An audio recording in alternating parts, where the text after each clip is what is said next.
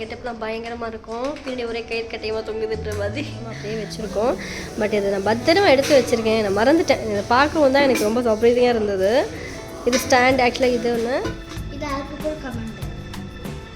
என்ன நேம் போட்டிருக்குது? இது அப்ளிகேஷன், ஏஷியன் பெயிண்ட்ஸ் அப்ளிகேஷன்.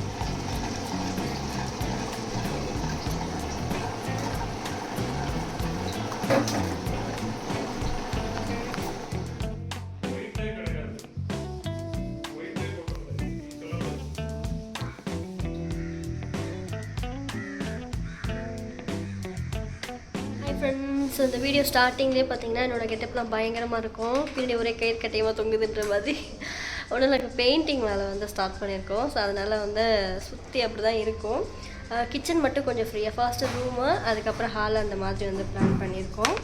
பொங்கலுக்குள்ளே முடிச்சிடணும்.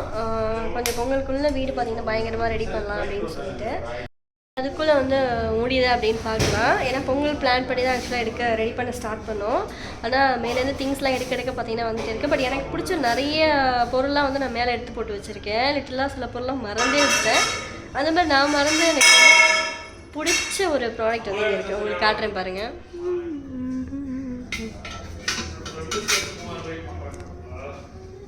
கொஞ்சம் உள்ளே க்ளீன் பண்ணணும். ஆக்சுவலாக ஃபுல்லாக வந்து அந்த காப்பர் ஸ்டாண்ட் எனக்கு தான் ரொம்ப பிடிச்சி யூஸ் பண்ணலான்னு ஆசையாக வாங்கினேன். பட் ஸ்பேஸ் இல்லாமல் பார்த்தீங்கன்னா அதெல்லாம் யூஸ் பண்ணாமல் அப்படியே வச்சுருக்கோம். பட் இதை நான் பத்திரமா எடுத்து வச்சுருக்கேன். நான் மறந்துட்டேன். இதை பார்க்கவும் தான் எனக்கு ரொம்ப சர்ப்ரைஸிங்காக இருந்தது. இது ஸ்டாண்ட் ஆக்சுவலாக இது ஒன்று. அண்ட் இதுக்கு தனியாக ஒரு ஸ்டாண்டு ஒன்று வருது. அண்ட் 2 காப்பர் கிளாஸ் வருது. எல்லாமே க்ளீன் பண்ணணும். அவுட்டா என்னன்னு தெரியல. 2 காப்பர் கிளாஸ் இருக்கும். கிளாஸ் வந்து சைடில் அப்படி வச்சுக்கலாம். அண்ட் இது வந்து ஸோ இந்த மாதிரி ஸ்டாண்ட் மாதிரி செட் பண்ணிவிட்டு அண்ட் இதுக்கு ஒரு மூடியும் வரும். பார்த்திங்கன்னா மூடி போட்டு வச்சிடும். நல்லா இருக்குல்ல? இங்கே டேப்போடு வரும்.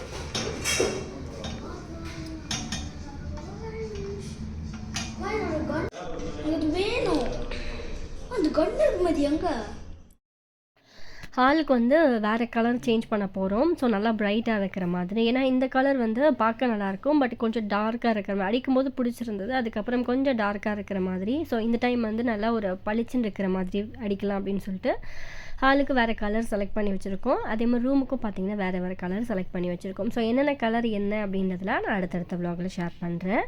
அண்ட் வால்லையுமே இப்போ நான் எடுத்துகிட்ருக்கேன் இல்லையா, அந்த ஸ்டாண்டு வைக்க போகிறதில்ல.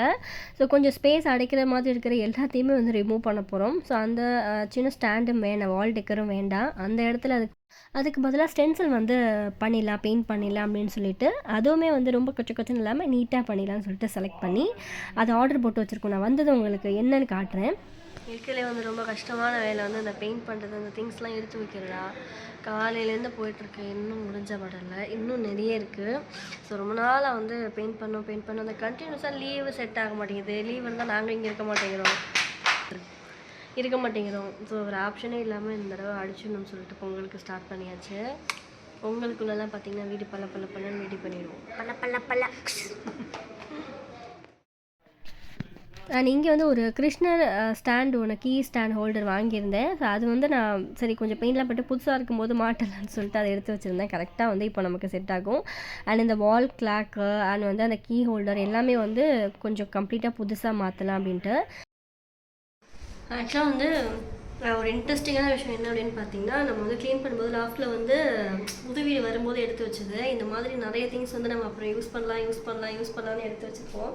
ஆனால் வந்து நம்ம அதை யூஸே பண்ண மாட்டோம். அது அப்படியே தான் வந்து இருக்கும். ஸோ அந்த மாதிரி திங்ஸ் எல்லாத்தையுமே வந்து எதெல்லாம் தேவையில்லையோ அது எல்லாத்தையுமே வந்து தூக்கி போடணும்.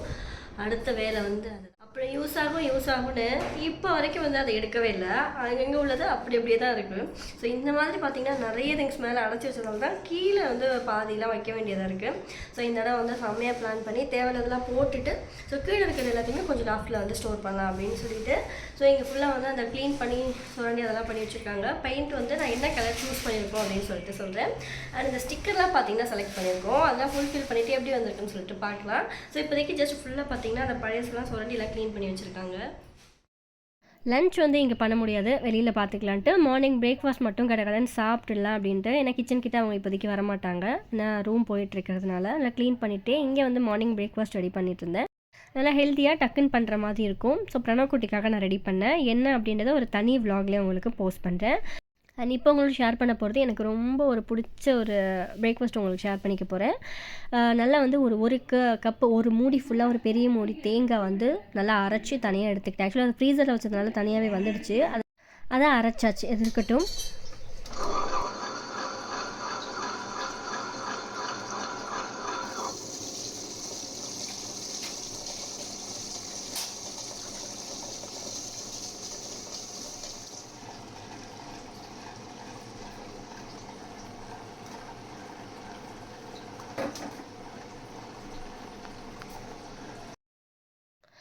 ஒரு பெரிய கப் அளவுக்கு பச்சரிசி வந்து எடுத்து வாஷ் பண்ணி நல்லா ஒரு 6 to 7 ஹவர்ஸ் வந்து நல்லா ஊறணும். ஸோ அந்த மாதிரி அரைச்சிட்டு அதோட தேங்காயும் சேர்த்து வந்து அரைச்சிடலாம். நீர் தோசை ரொம்ப சூப்பராக இருக்கும். அண்ட் எனக்கு அந்த தேங்காயோட டேஸ்ட்னாலேயே எனக்கு அந்த தோசை அவ்வளோ பிடிக்குங்க. என்னோடய ஃபேவரட் தோசை இல்லை அதுவும் ஒன்று.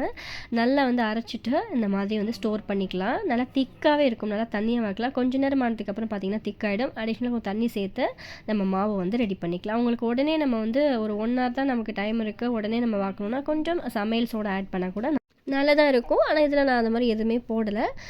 நம்ம ஸ்ட்ரைட்டாக வந்து தோசை ஊற்ற ஸ்டார்ட் பண்ணலாம். ஸோ இதுக்கு வந்து நல்லா ஸ்பைஸியான நல்லா டேஸ்ட்டான சட்னி அந்த மாதிரி இருந்தால் தான் நல்லாயிருக்கும். சாம்பார் அதெல்லாம் விட. ஸோ அதுக்கு சூப்பரான சட்னி அரைக்க போகிறோம். பூண்டு சட்னிக்கு எல்லாமே இங்கே உரித்து ரெடி பண்ணி வச்சாச்சு. எவ்வளோ மிளகாய் வேணுமோ மிளகாய் சேர்த்துட்டு அதில் புளி கல் உப்பு போட்டு அரைச்சிட்டு மிளகாவும் போட்டு அரைச்சிட்டோம் அப்படின்னா தாளிப்பு மட்டும் சேர்த்துட்டோம்னா பெருங்காய பவுடர் ஆட் பண்ணணும். சூப்பரான நல்ல காரசாரமான பூண்டு சட்னியும் வந்து ரெடி ஆகிடும். ஸோ இந்த மாதிரி தோசைக்குன்னா அதில் வந்து டேஸ்ட் அப்படின்னா அங்கே தேங்காய் டேஸ்ட்டு அரிசி டேஸ்ட் மட்டும்தான் இருக்கும். பட் அந்த டேஸ்ட் எனக்கு அவ்வளோ பிடிக்கும். அண்ட் இதோட அந்த பூண்டு சட்னியோடு சாப்பிடும்போது ரொம்ப சூப்பராகவே இருக்கும். ஸோ கண்டிப்பாக இந்த நீர் தோசை நீங்கள் இது வரைக்கும் ட்ரை பண்ணதில்லைன்னா கண்டிப்பாக ட்ரை பண்ணி பாருங்கள். அண்ட் இதோட கொஞ்சம் கேழ்வரகு சேர்த்து நான் எப்போவுமே அரைப்பேன். ஸோ இந்த தடவை பார்த்தீங்கன்னா ஊற போடல, அதனால் ஆட் பண்ணல. ஸோ கொஞ்சம் நீங்கள் கேழ்வரகும் சேர்த்து இதை அரைச்சி வச்சிங்க அப்படின்னா இன்னும் டேஸ்ட்டும் நல்லாயிருக்கும், ஹெல்த்தியாகவும் இருக்கும். மார்னிங் பிரேக்ஃபாஸ்ட் வந்து முடிஞ்சுதுங்க. கடைன்னு பார்த்து சாப்பிட்டுட்டு ஆஸ் யூஷுவல் அகெயின் நம்மளோட ரொட்டீன் வந்து ஸ்டார்ட் ஆகிடுச்சு. பட் இன்றைக்கி நம்ம ரொட்டீன் பார்த்திங்கன்னா வேறு. ஸோ இந்த வீடியோவில் என்னால் வந்து ரொம்ப ஸ்பெஷலான ரெசிபி அண்ட் நிறைய வந்து குட்டி குட்டி டிப்ஸ்லாம் வந்து ஆட் பண்ண முடியல. ஸோ இந்த மாதிரி என்னோட ஒரு நார்மலான ரொட்டீனாக தான் இருக்கும். ஸோ அடுத்தடுத்து சூப்பரான வீடியோஸ் நான் உங்களோட ஷேர் பண்ணிக்கிறேன். முடிஞ்சால் ரெசிபீஸும் பார்த்தீங்கன்னா உங்களுக்கு ஆட் பண்ணுறேன். அது வந்து சிம்பிள் அண்ட் குயிக்காக ரெடி பண்ணுற மாதிரி. ஏன்னா இந்த மாதிரி வேலை டயத்துலலாம் நம்ம மெனக்கெட்டு செஞ்சுட்டு இருக்க முடியாது. தினமும் வெளியிலையும் வாங்க முடியாது இல்லையா? அதனால் டக்குன்னு வீட்டில் பண்ணுற மாதிரி ரெசிபீஸ்லாம் உங்களுக்கு போஸ்ட் பண்ணுறேன்.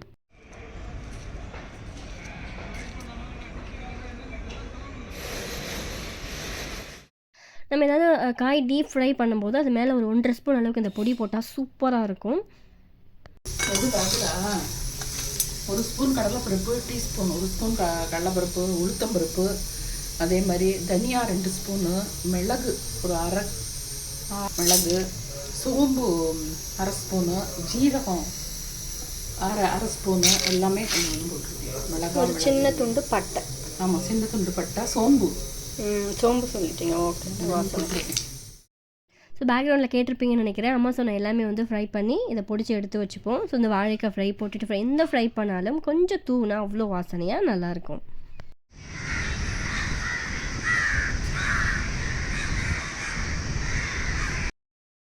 ஸோ திடீர்னு எங்கள் வீட்டு மொட்டை மாடியில் இந்த மாதிரி ஒரு ஹாரரான ஒரு சீன் வந்து நான் பார்த்தேன். இது எதனால் அப்படி ஒரே இடத்துல பார்த்திங்கன்னா இவ்வளோ காக்கா வந்துச்சுன்னு எனக்கு தெரியல. பட் பார்க்குறதுக்கு ரொம்பவே பயங்கரமாக இருந்துச்சு. அது எதனாலன்னு மேபி யாருக்காவது தெரிஞ்சால் வந்து சொல்லுங்கள். நான் வந்து மழை வருதான்னு பார்க்க போனேன். பட் இந்த சீனை பார்க்கவும் அப்படியே வந்து நமக்கு அந்த பேய் படத்தில் வர மாதிரியே இருந்துச்சு. வச்சுச்சோ அப்படின்ட்டு பார்த்துட்டு அதுக்கப்புறம் வந்தாச்சு. ஸோ இந்த கலர் வந்து ஒரு அந்த எல்லோ ஷேடு இருக்கும்ல, இது வந்து ரூமுக்கு செலக்ட் பண்ணியிருக்கோம். கரெக்டாக வந்துடுச்சு ஒவ்வொரு இடமா முடிக்கலான்ட்டு. அதனால் அடுத்தடுத்து சூப்பரான வீடியோட உங்களை மீட் பண்ணுறேன். நம்ம சேனலை மறக்காமல் ஃபாலோ பண்ணி வச்சுக்கோங்க. பாய்.